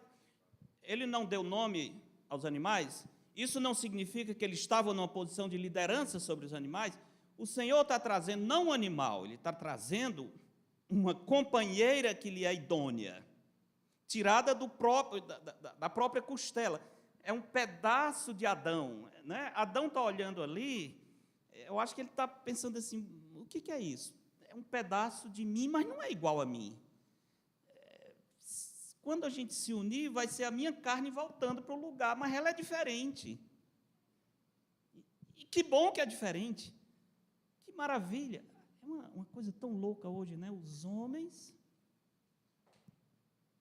querendo se envolver emocionalmente, sexualmente com homens. Que coisa estranha, que coisa esquisita. Não combina, porque são iguais, não combina. Deus criou os dois para combinar, mas o homem quer deturpar isso. E é tão estranho, né, ver um homem, por exemplo, querendo fazer o papel de mulher. É esquisito, não tem jeito, a gente não tem como se acostumar com isso. Por mais que o mundo, a mídia, não adianta. Por mais que tentem nos fazer acomodar, a gente nunca fica acomodado, porque não combina. Combina é o varão com a varoa, isso sim. Então, Deus realiza essa cirurgia e traz a mulher para o homem e deixa que Adão dê nome. É mais ou menos assim, você deu nome a todos os outros. Como é que você vai chamar esse aqui? Agora, qual é o nome que você vai dar para ela? Claro, Adão sabia que o nome tinha que refletir a natureza. Ele disse, ela vai chamar varoa, porque ela é igual a mim, mas é diferente. Ela não é varão, ela é varoa. Ela tem tudo o que eu preciso, mas ela é diferente de mim. Nós somos iguais na dignidade, mas diferentes conforme o propósito de Deus. Adão recebe essa mulher, interessante, mas ele não se sente ameaçado, ele está feliz, ele está alegre, alguém que vem para suprir a sua necessidade. E no verso 24, nós temos, então, a instituição do casamento. Ao 23, como eu disse o homem, afinal, esse afinal quer dizer assim, não tinha outro, depois de tanto, agora eu estou vendo. É osso dos meus ossos, olha aí, foi tirada de mim, carne da minha carne, chama-se a varoa, porquanto do varão foi tomado. Vocês já pensaram nisso? Que quando um homem se une à sua mulher, na verdade é como se a costela estivesse voltando para o lugar que está faltando? Adão e Eva se unindo, era a carne que foi tirada dele voltando para ele. É por isso que Paulo diz, quando o homem ama a mulher, a si mesmo se ama. Quando o marido está amando a esposa, ele está amando alguém que saiu dele. Ele ama, Paulo diz, ninguém jamais odiou a própria carne. Quem ama a esposa, a si mesmo se ama. Não é? Porque, de fato, você vê na esposa uma extensão abençoada que Deus fez. Quando ela chega, você estava faltando a costela, pronto, chegou. E ela vem e diz, eu estava fora debaixo desse braço, eu precisava um braço aqui, porque eu estava meio com uma costela perdida, eu precisava ficar aqui. Aí, dá bem certinho, né? O homem sentindo a falta da costela e a mulher querendo ficar protegida pelo braço forte do homem, né? Maridos corajosos. É exatamente isso. E Deus institui o casamento, verso 24. Por isso, deixa o homem pai e mãe. O homem, veja que é o homem que está liderando. E se une à sua mulher, tornando-se os dois uma só carne. Eles já eram, mas quando se juntam, essa união se estabelece de maneira completa. Os sábios desse mundo, os que estão tentando nos vender ideologias terríveis, infernais, eles dizem que o casamento é resultado da evolução social. Como o homem é um animal evoluído, inicialmente não havia casamento, cada um possuía a mulher que queria, se juntava, mas foi crescendo. É assim, que, por exemplo, que Marx e Engels explica na sua obra Infernal, Capital e outras obras, a origem da família. E é por isso que eles dizem que tem que destruir a família, porque a família prejudica o domínio do Estado. O Estado tem que controlar tudo. A família cria essa divisão. Lembra disso? Essas ideologias, feminismo, por exemplo. O feminismo não é uma ideologia para a liberação da mulher. O feminismo é uma ideologia de domínio político usando a mulher. Não é nada pensando na dignidade da mulher, absolutamente. Que é simplesmente controlar a partir da destruição da família. Por que que a destruição da família é tão importante para essas ideologias? Porque essas ideologias seguem a cabeça da serpente. E Deus criou a família e o casamento. E eles querem destruir tudo que Deus criou. Querem criar toda essa confusão. Casamento não é resultado de evolução social, é uma instituição criada, celebrada e selada pelo próprio Deus. Lembre disso. Homens casados. Quantos são casados aqui? Louvem a Deus pela sua esposa. Deem graças a Deus, porque vocês não são sós, porque a pior coisa é um homem só. Os solteiros, o joelho no chão, quem é solteiro aqui? Para que vocês tenham em breve aquela que Deus vai trazer para completar a sua vida. O que significa o casamento? Reunião daquilo que originalmente estava junto. O homem está recebendo a costela que lhe foi tirada e a mulher está voltando para o lugar de onde ela saiu. Basicamente é isso. Então, olhando para a esposa, você pensa nisso. Eu estou recebendo alguém que já era minha, de certo modo, e Deus, pela sua graça, está nos reunindo de novo. É por isso que o Senhor diz, aquilo que Deus uniu, não separe o homem.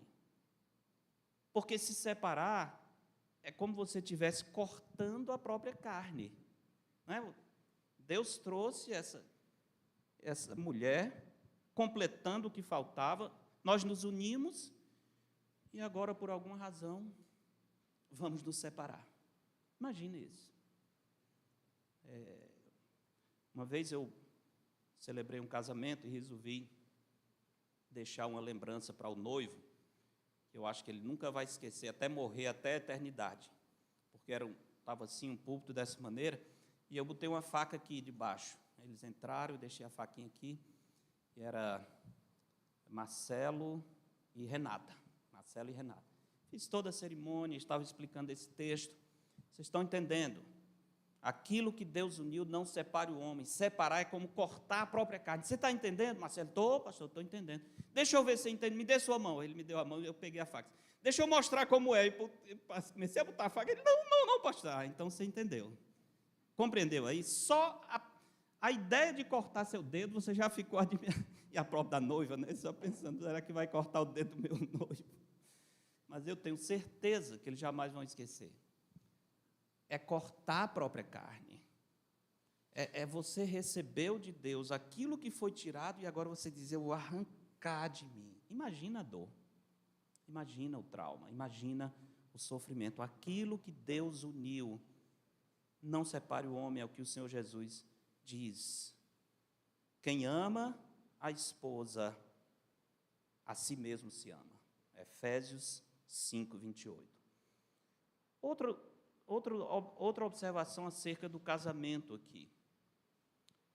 O texto diz, por isso deixa o homem pai e mãe, se une à sua mulher, tornando-se os dois uma só carne. Tornar-se uma só carne é simbolizada pela união sexual, mas simbolizada, a união sexual não resume todo o significado de tornar-se uma só carne. Tornar-se uma só carne é a união de uma vida por meio de uma decisão e um compromisso que é a aliança conjugal. É você tomar a decisão de viver de uma maneira diferente, onde cada um vai doar-se para o outro, em um relacionamento abençoado de uma existência compartilhada. É muito mais do que compartilhar corpos, é alma, é compartilhar a própria alma. Os dois são duas vidas que se tornam um, é uma coisa muito sublime, muito sagrada. Como é que nós fazemos isso? Pela nossa decisão, ninguém faz isso obrigado, mas também pelo compromisso conjugal, aliança conjugal. Lembra, aquela aliança, aquilo é que faz o casamento. Quando você dá a sua palavra, e a Bíblia diz, seja o vosso sim, sim, e o vosso não, não. Essa é a aliança que realmente sela a união conjugal. E os dois decidem compartilhar a existência, a vida. Não são mais dois. São dois que se tornaram um. Continua a sua individualidade, mas é como se esses dois se fundissem em uma só pessoa. É algo muito misterioso. Não tem explicação humana. Acho que é por isso que os homens ficam criando teorias loucas.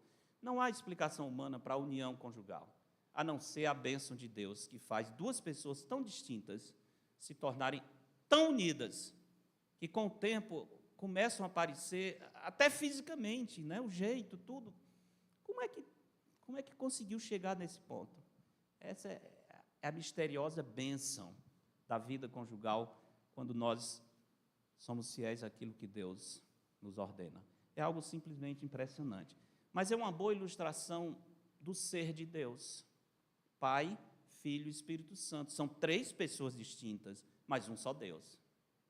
O casamento é a melhor ilustração da Trindade.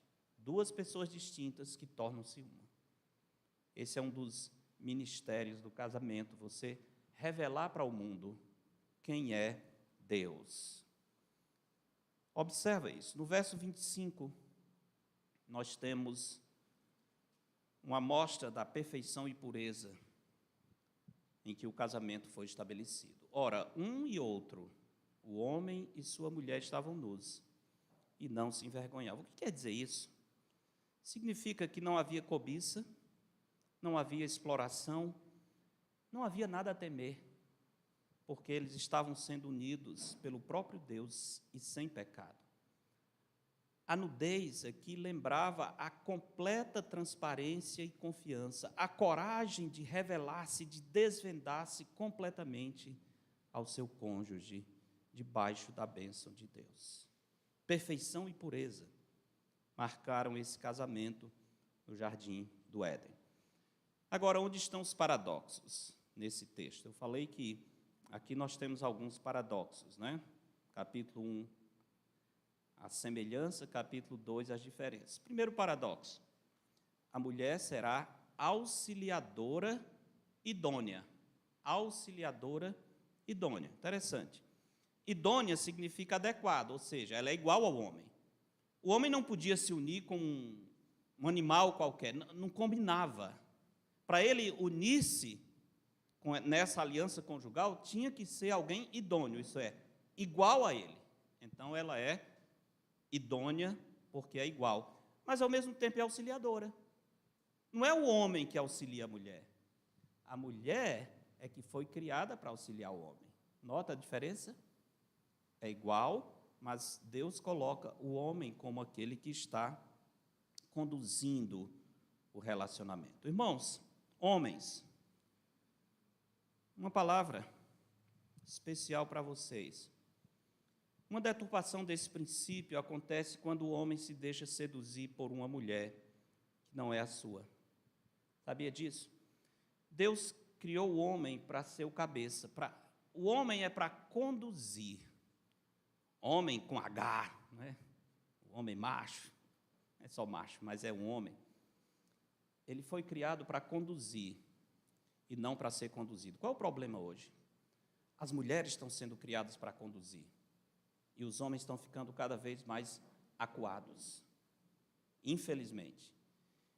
Deus criou o homem para conduzir. A palavra seduzir, bem interessante, vem de uma palavra latina que significa conduzir. Um homem que é seduzido, ele é um homem que está sendo conduzido e não está conduzindo. Há uma deturpação grande que os homens acham que o homem que é seduzido por toda mulher e tal, é porque ele é muito homem, é muito masculino. Ao contrário, ele está destruindo a sua masculinidade, porque ele está na mão de uma mulher. A mulher está conduzindo, mas no final das contas, eu estou me aproveitando. Você está sendo dominado. Essa é a verdade. E é interessante que Salomão diz que o homem que vai nesse caminho, por exemplo, sendo seduzido, é como um animal que vai para o matadouro e não está vendo. A prova tão clara que ele está sendo conduzido ao invés de conduzir.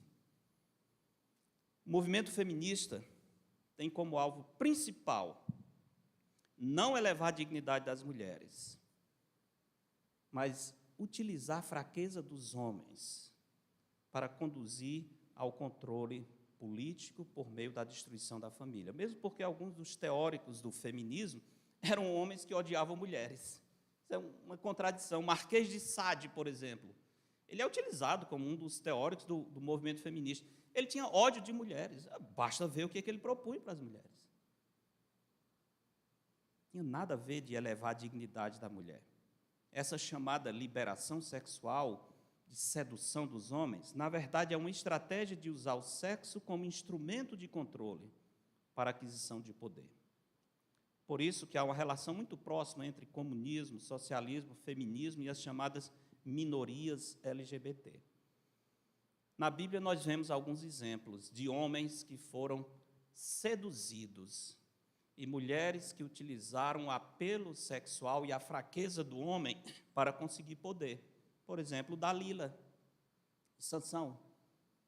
Um homem, se a ideia de macho é ser forte, Sansão seria o exemplo máximo. Mas ele era conduzido pelas mulheres. Era um homem que era facilmente seduzido, era um homem que não tinha controle. E os filisteus utilizaram Dalila com seu apelo sexual para colocar Sansão no cabresto e levar até a morte. Aí está um exemplo da sedução sendo utilizada para o controle. Herodias, mulher de Herodes, não Herodes o Grande, Herodes o tetrarca.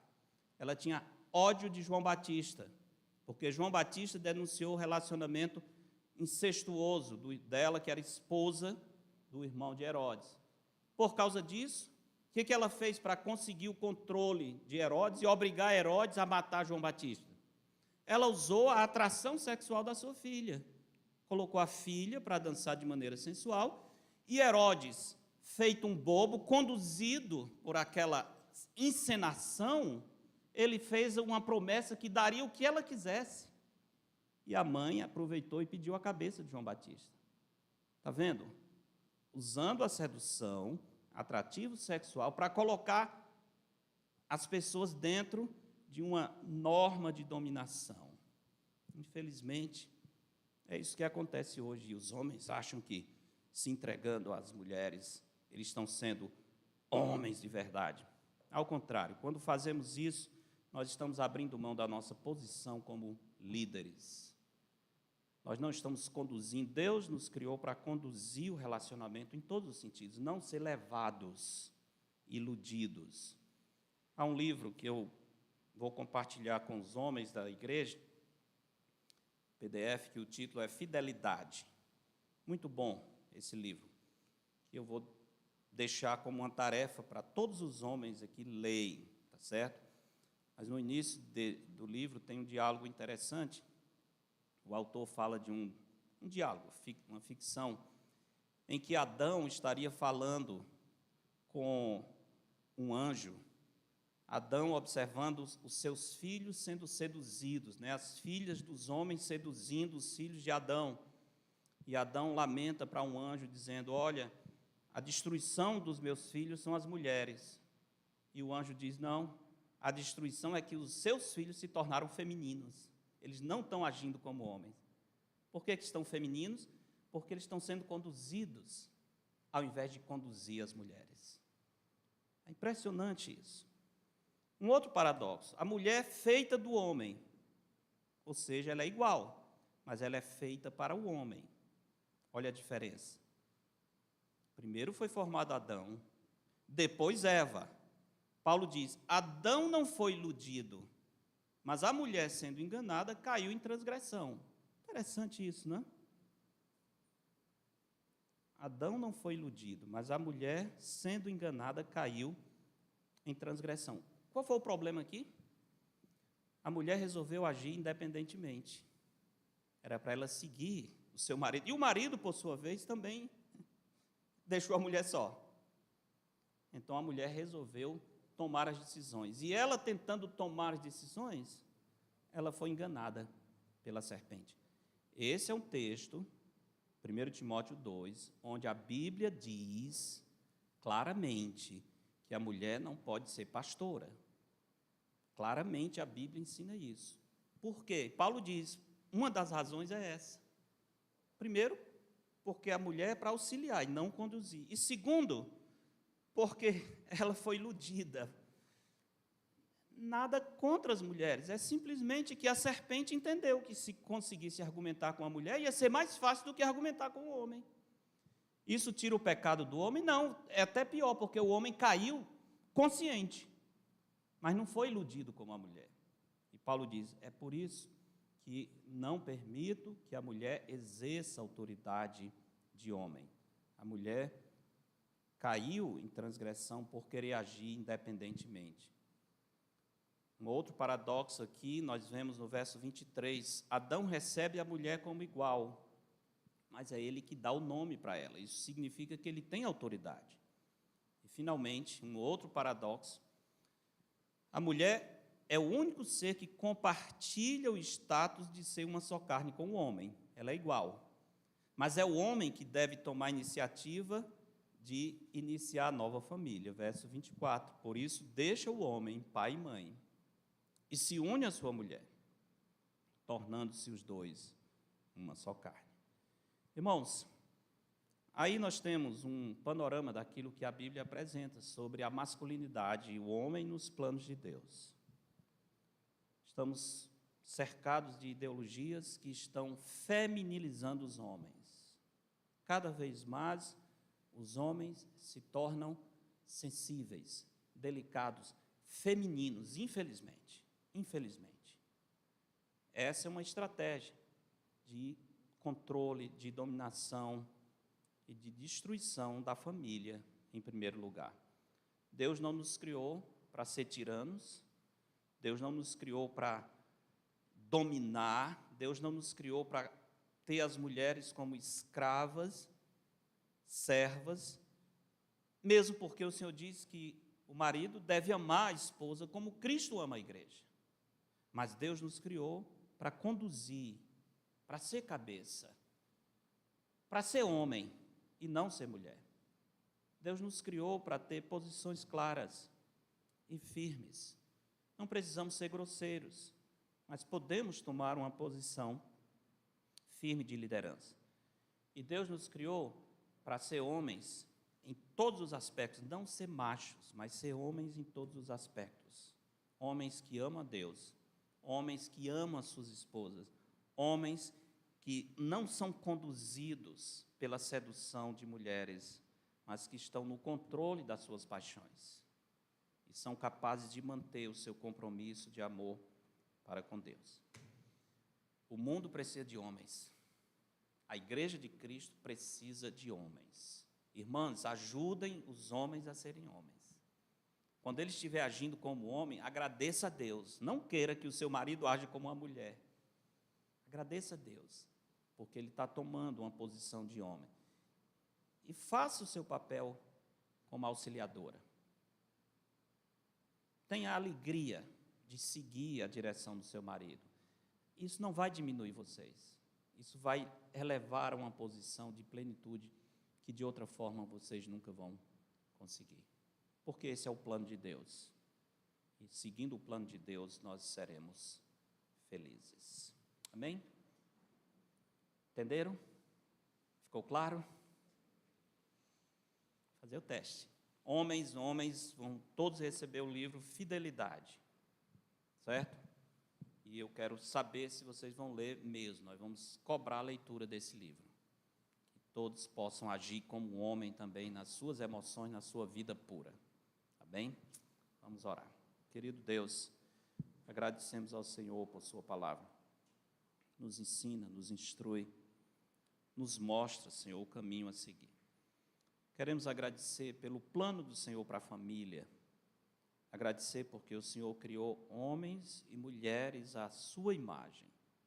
Somos iguais. O elemento que nos dá dignidade é compartilhado por nós. Mas agradecemos também, Senhor, que tem nos chamado para ser líderes, para ser cabeça. Vivemos em um mundo onde os conceitos estão trocados, mas nós pedimos que isso não aconteça nas nossas casas e na tua igreja. Possamos manter, Senhor, aquele alvo que o Senhor nos deu. Que possamos nos portar varonilmente como homens. Que possamos ser exemplos de homens fiéis, de homens que mantêm os seus compromissos, de homens que são líderes espirituais na sua casa, na igreja e na sociedade em geral. Peço que abençoe os homens aqui desta igreja, esses meninos, jovens. Ajuda, Senhor, que nós que somos mais velhos possamos ser exemplo para eles. Eles possam nos imitar, imitando aquele bom exemplo que nós queremos deixar para eles. Peço a Ti, Senhor, pelas esposas aqui, que o Senhor fortaleça nos seus corações o desejo de serem auxiliadoras dos seus maridos, que elas se alegrem na posição que o Senhor tem dado.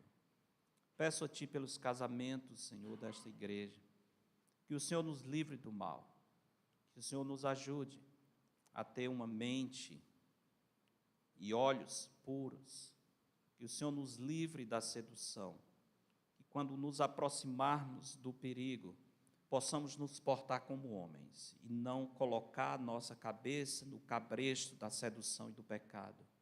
Nos livra, Senhor, de seguir por esse caminho mau. Tem misericórdia de nós, nos dá a graça de viver sempre para a glória do Senhor. E ajuda os que estão em luta, Senhor, sara as feridas. Se precisa haver confissão de pecados e perdão, que isso aconteça. Mas que o Senhor, pela sua graça, ajude cada casal a renovar os seus compromissos de amor mútuo e fidelidade ao Senhor. Pedimos tudo agradecidos, em nome de Cristo. Amém. Boa noite, amados irmãos. Acho que assim nós estamos encerrando, mais ou menos na hora boa. Quinta-feira, nosso culto de oração. Temos tido poucas pessoas orando, temos que orar mais. Então, quinta-feira vamos estar aqui juntos para buscar o Senhor. Coloque o culto de oração na sua agenda, faça o esforço de estar juntos aqui, porque isso faz uma enorme diferença na nossa vida, na igreja que o Senhor tem nos dado. Deus abençoe a todos, tenha uma boa semana.